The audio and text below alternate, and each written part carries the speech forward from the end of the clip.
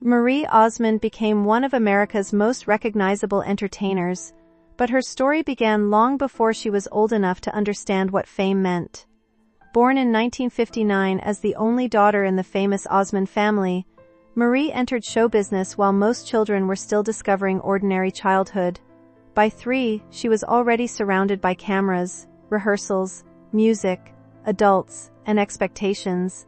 Her appearance on The Andy Williams Show in 1962 helped establish a career that would eventually make her a household name. America saw a cheerful little girl with a remarkable voice and an effortless smile. What audiences could not see was the pressure behind that image. While other children played freely, Marie was learning that applause often followed performance. Childhood became something scheduled, rehearsed, and observed. Growing under pressure. As Marie grew older, the expectations surrounding her became heavier. Her success with the Donny and Marie Show transformed her into one of America's most recognizable young stars. The costumes were colorful, the music was cheerful, and her chemistry with her brother Donny made viewers feel as though they were watching members of their own family. Yet behind that polished image was a teenager struggling with impossible expectations about appearance and perfection. Marie has spoken about being pressured to lose weight despite already being thin, leaving her with a damaging relationship with her body and food. She was learning that being accepted publicly could depend on looking a certain way. At an age when she should have been discovering confidence, she was instead learning to question herself. The applause was enormous, but so was the pressure. Searching for love away from television, Marie wanted something fame could never provide: a stable home and a sense of belonging. Her early relationships attracted public attention, but marriage and motherhood became the parts of life she valued most deeply. In 1982, she married Steve Craig and welcomed her first son. The marriage ended 3 years later, leaving Marie to face the painful realization that the family life she had imagined would not unfold as expected. In 1986, she married Brian Blosil and eventually became the mother of 8 children. To outsiders, the bustling household appeared to represent everything she had dreamed about. Yet even a full home can contain loneliness. The pressures of parenting, marriage, and maintaining a public career gradually became overwhelming. After 21 years together, Marie and Brian divorced in 2007. Another chapter of the life she had worked so hard to build had come apart. The hidden battle, Marie's most difficult struggles, were not always visible to the public. After the birth of her 7th child, Matthew, in 1999, she experienced severe postpartum depression. She later described a period when exhaustion and emotional darkness became so overwhelming that she struggled to recognize herself. One of the most frightening moments came when she left her children safely with a babysitter and drove away, desperately trying to escape the feelings she could not understand. Eventually, professional help allowed her to recognize that what she was experiencing was a serious medical and emotional crisis, rather than a failure as a mother. Her experience became an important part of her advocacy for mental health. Marie learned that asking for help did not make her weak. It meant acknowledging that even someone who seemed strong enough to handle everything could need support. When the spotlight hurt, the pressure surrounding Marie did not disappear simply because she had survived earlier struggles. In 2006, she faced intense public speculation after a medical emergency that her representatives attributed to a serious reaction to medication. The tabloids quickly transformed a private health crisis into public entertainment. For someone who had spent her life protecting an image of confidence and control, the experience was deeply humiliating. Yet Marie continued speaking openly about emotional and physical struggles, rather than allowing shame to silence her. The following year, another frightening moment unfolded on live television, when she became unsteady, after performing on Dancing with the Stars. The cameras captured her collapse, turning a vulnerable moment into another public spectacle. Marie eventually met the incident with humor and grace. Her ability to laugh again did not mean the experience had been painless. It revealed how much her body had endured. Returning to the stage, one of the most remarkable parts of Marie's story is that she returned to work only days after Michael's death.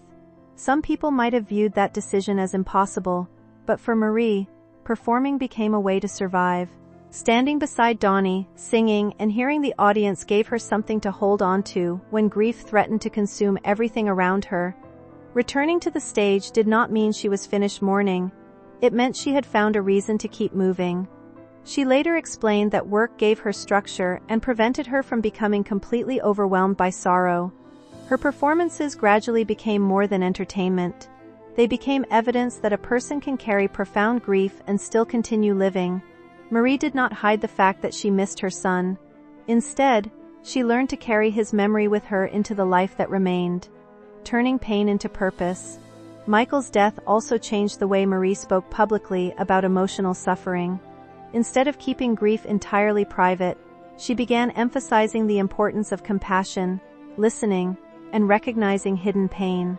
Her message was simple but powerful. People who appear happy may still be struggling deeply. A smile is not proof that someone is okay.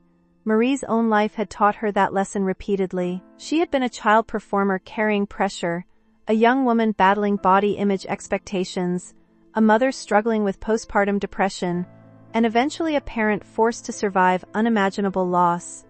Each chapter gave her a different understanding of pain. Rather than allowing those experiences to harden her, she tried to use them to help others. Her public voice became softer and more reflective.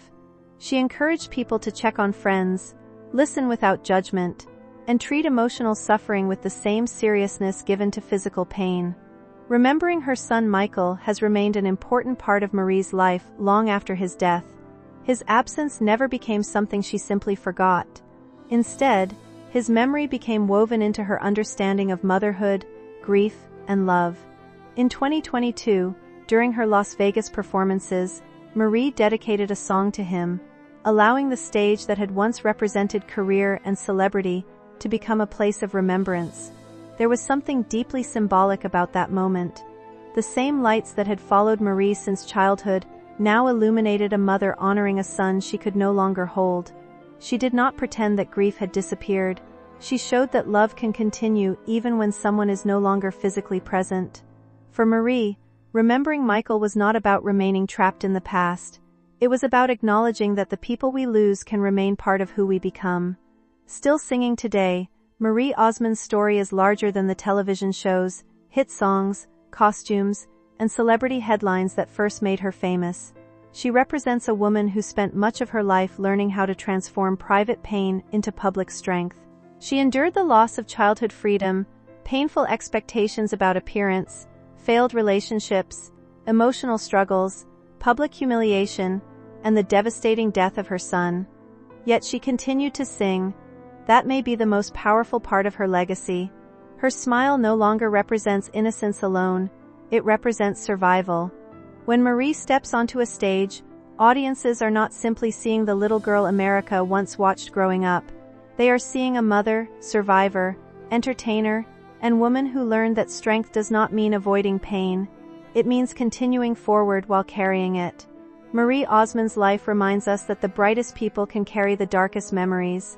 The woman America first knew as the cheerful country girl with the beautiful voice, eventually became someone whose greatest strength came not from avoiding heartbreak, but from surviving it. She learned early that fame could not protect a person from loneliness, judgment, depression, disappointment, or loss. She also learned that healing rarely happens all at once. It happens through small choices, asking for help, loving family, remembering those who are gone, and finding a reason to stand up again.